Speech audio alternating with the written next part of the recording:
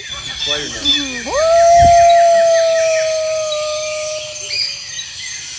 Hey guys, welcome back. I have Coco with me today, my one-eyed Goffin's cockatoo, and I have some kind of exciting news to share with you. Before I get started, don't forget to like and subscribe.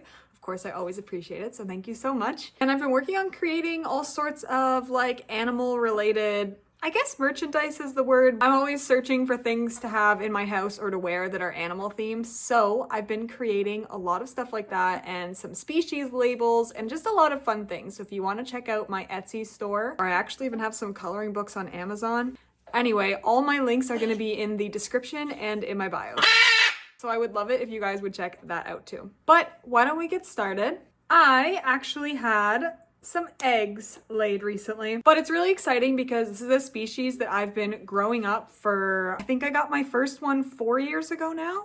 I personally have really enjoyed keeping them. They are probably one of my favorites that I refuse to let go of. It's one that I've been wanting to breed for years, but they finally reached the size that they need to be to breed and the weight and everything to make sure that they're healthy. So this year was actually my very first year putting them together. So the species I decided to try and breed was my Madagascar Cat Snakes. I actually have 3 of them. I have 2 males. I have one that is a golden color, and then I have a silver male as well, but he's not of breeding size yet. I actually think I'm probably gonna rehome him, but I'm just a little attached to him because when I initially got that one, he wouldn't eat at all, and I had to force feed him for basically his first year of life. So I'm just kind of attached and I've had a really hard time wanting to rehome him. Then I also have my 3rd one that is a silver female, and the 2 that I bred was my golden male. His name is Mammon. He's the only one with a name. And then I have my silver female. I was really nervous for this because not only is this a rear-fanged species, so always with any type of rear-fanged, especially front-fanged,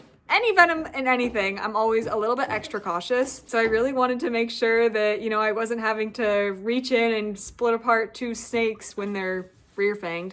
And that was a very real possibility too, that I would have to reach in there and like split them up because this species is also known to be cannibalistic sometimes. Nothing like, you know, an actual snake-eating snake like a king snake or a king cobra. But it is common when people try to breed cat snakes that they will eat each other. Sometimes it's too big of a meal for the other snake, and they will both end up dying, which just honestly sucks. Even having one die would suck. So I was really nervous, but I decided to try and put them together. Honestly, it was probably about 2 months ago now that I decided to house them together. I've been kind of keeping them together and then kind of splitting them up and just going back and forth between that. I've seen different things when it comes to breeding about cohabiting them, especially during breeding season, cohabiting them year round, and then just putting them together and taking them apart. I'm not sure what's best, especially for different species, it's probably different. But for this one, I was worried about, like I said, cannibalism. But I did notice that one of them, my female, was starting to get kind of big and bulky. And I was like, I bet you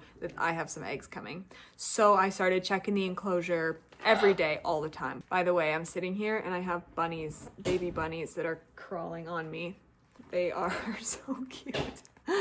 But then, was it yesterday?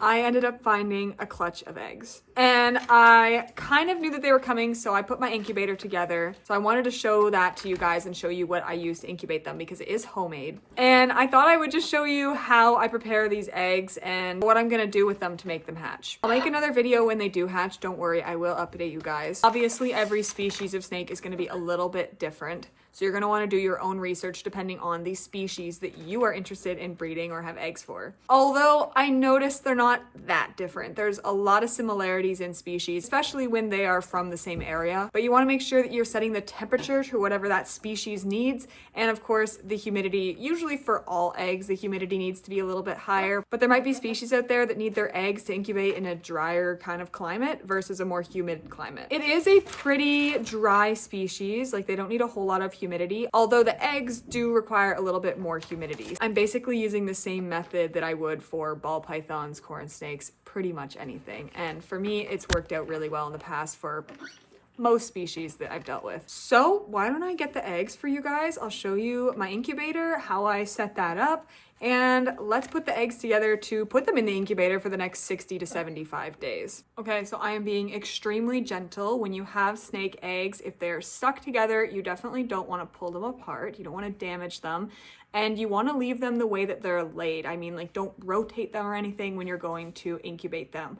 So this was the way that they were laid. I picked them up just like this, but I put them in just a bucket overnight with some damp paper towel to make sure that they, had enough humidity. They are lacking just a little bit. You can see they're a little bit indented, which isn't a problem. They're still okay. They're still healthy. But I actually was waiting on my vermiculite to arrive in the mail, so I just set these guys up for the night on paper towel. But now we're gonna set them up properly, and this is the way that I would suggest you do it right from the very beginning. I just didn't have my vermiculite yet. So when you first find your eggs, the first thing you're gonna wanna do is make sure that they are fertile. And the way that you do that is called candling. And essentially it's taking your flashlight or another light and being in a dark room and putting the egg on top of the light. And what you're looking for is veins inside the egg. If there is veins in there, then that's great news. Your egg is fertile. If there's not, your egg might not be fertile. I have a new friend joining me now. This is Bluebird, my blue and gold macaw. So the first thing you're gonna want is a container. You want it to be able to hold humidity, but I still have all these holes in the lid because you do want it to ventilate a little bit. Or if you can't poke holes in the lid, you're gonna wanna open the container at least once a day just to get some new air in there. You want some airflow, but nothing crazy. And then I'm gonna take my vermiculite. I'm gonna be honest, I've used this before and it's never come in this compact, what is this, sealed version? I've never experienced this before. But you wanna take your vermiculite, and this is the stuff that we're gonna put the eggs in. So you're just gonna put this right into your container. You don't actually need to use as much as I have in here, but it's easier for me to just keep it all together. So I'm just gonna throw all of it in this container. And you're gonna wanna mix it with some water. And the best ratio for this is about 1 part vermiculite to 1 part water. But essentially you want it to be damp, but you don't want it to be sopping wet. So if you were to pick up a handful, you want it to clump, but you don't want it to drip. So I'm gonna add some water and I'll show you what I'm talking about. All right, I've added my water. I actually added less than the 1 part to 1 part because it just kind of worked out. But you see how it's clumping, but there's no water dripping from it. One of the most common mistakes I made when I initially started my breeding projects is I would add too much water to the vermiculite and then my eggs would go moldy. So learn from me, don't do that. So now that it's all mixed up, it's the right measurements. I'm gonna take my eggs, my little clutch, and I'm just gonna put them honestly right in here. I don't worry about seriously burying them, but I am gonna push just a little bit of the substrate up around them, kind of lock in a bit of that extra humidity. I'm really hoping that these guys hatch. I've never bred these guys before, like I said, so, I've bred other species, but this is the first one. There's always a learning curve, so fingers crossed. Here's my little box of eggs. Let's go throw this in the incubator and I'll show you guys my incubator and how it was created. Okay, so here's my incubator. It is super bland except for this really cool poster on it, but it's a mini fridge.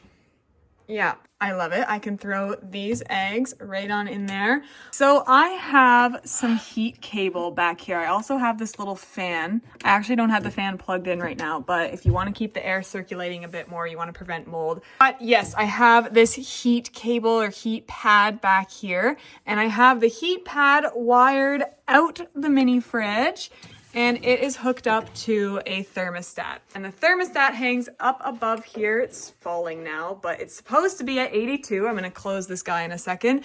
And I just have the little probe right in through here so that it's basically measuring exactly where these guys are. I also have just a little bowl of water down here, and it's just to keep the overall humidity in the fridge up.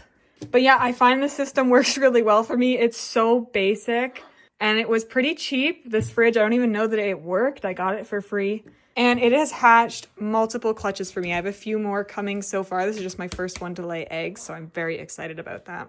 These guys should typically incubate at around 80 to 86, although if you incubate them on the lower temperature side, they're more likely to be healthier babies. So that's why I selected right around 82. Although it's kind of a catch-22 because if you incubate them at a higher temperature, they incubate faster and some species are more likely to be female. All right, so this has been so exciting for me. I am thrilled to have these eggs. I really can't wait till they hatch. I can't wait to update you guys. Thank you so much for watching. I appreciate it. Let me know if you've ever bred something before. Leave it in the comments. I want to know your tips and tricks. I want to know what species it was. And I want to know if you did anything differently and like, do you have success with that? I'm always looking to compare methods. I want to find the best one. Otherwise, that brings us to the end of my video today. Thank you so much for watching again. I hope you join me in my next video and specifically for this update. But until then, peace out.